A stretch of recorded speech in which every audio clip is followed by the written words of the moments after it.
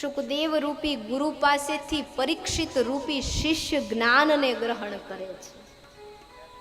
પણ કલયુગમાં સાચા ગુરુ અને સાચા શિષ્ય આ બેયનું મિલન થવું બહુ અઘરું છે. કારણ કે ગુરુ ઘણીવાર બહુ સાચા હોય, ત્યાગી હોય, તપસ્વી હોય, મહાત્મા હોય, ધર્માત્મા હોય, પવિત્ર હોય, તો શિષ્ય ખરાબ હોય કે ગુરુ કે પણ એનું માને નહીં.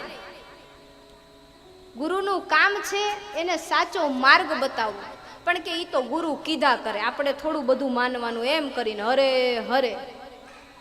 અને ક્યારેક શિષ્ય સત્ય પ્રતિજ્ઞા વાળો હોય કે મારે અવડે રસ્તે નથી જવું, મારે કુકર્મ નથી કરવું, તો ગુરુ હરે હરે હોય. આપણે છાપામાં સૌ વાંચીએ છીએ.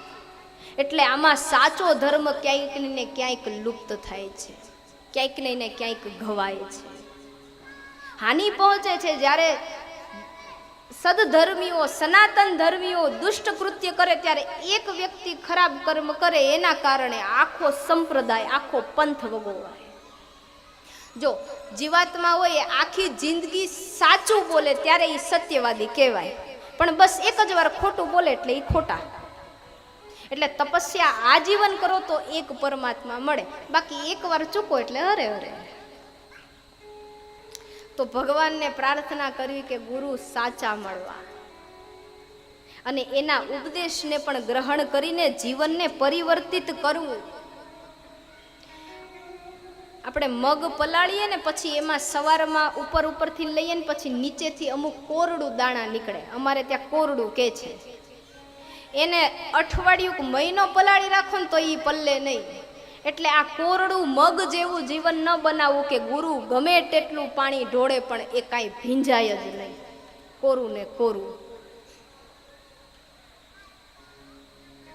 જો ગુરુ સાચા હોય ને સાચો માર્ગ બતાવે તો ગોવિંદ સુધી પહોંચાડી દે છે. આપણે ત્યાં વાક્ય છે કે ગુરુ ગોવિંદ દોનો ખડે કાકે લાગુ પાય, બલિહારી ગુરુ આપકી જીને ગોવિંદ દિયો મિલા.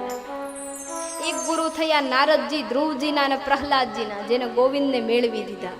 એક ગુરુ થયા ભક્તિ જ્ઞાન વૈરાગ્યના, જેને વૈકુંઠ સુધી પહોંચાડી દીધા. એટલે ગુરુ સાચા મળવા ખૂબ જ જરૂરી છે. गुरु मेरी पूजा गुरु गोविंद, गुरु मेरा पार ब्रह्म गुरु भगवंत, गुरु मेरा पार ब्रह्म गुरु भगवंत, अंधकार मंत्र उजाला, अंधकार में गुरु है उजाला.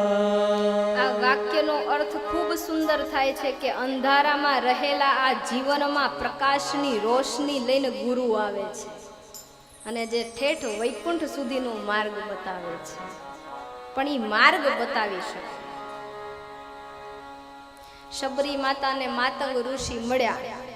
એમ કે છે કે માતા 7 વર્ષના હતા અને ગુરુએ કીધું કે બેટા તારે ક્યાંય જવાની જરૂર નથી, તું અહીં બેઠી મારા આશ્રમમાં બાજુમાં કુટીર બનાવીને રેન રામ ભજ અને તારી ઝૂંપડીએ રામ આવશે.